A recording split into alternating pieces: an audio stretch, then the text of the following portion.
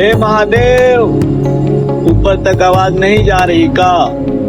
अब कुछ तो कीजिए। ये आपका बालक अब अकेला पड़ गया।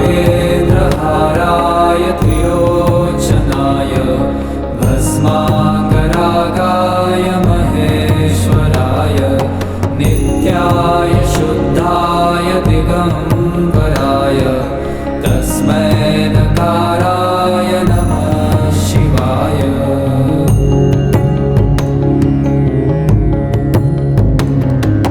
मंदाकिनी सलील चंदन चर्चिताय नंदीश्वर प्रमथनाथ महेश्वराय मंदार पुष्प बहु पुष्प सुपूजिताय तस्मै मकाराय नमः शिवाय।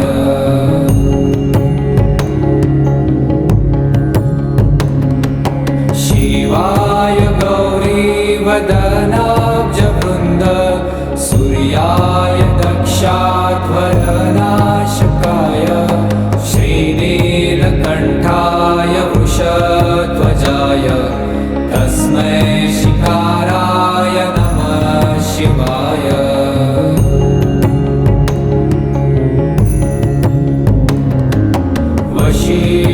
वशिष्ठकुम्भोद्भव गौतमार्य मुनीन्द्रदेवार्चित शेखराय चन्द्रार्कवैश्वानरलोचनाय तस्मै वकाराय नमः शिवाय।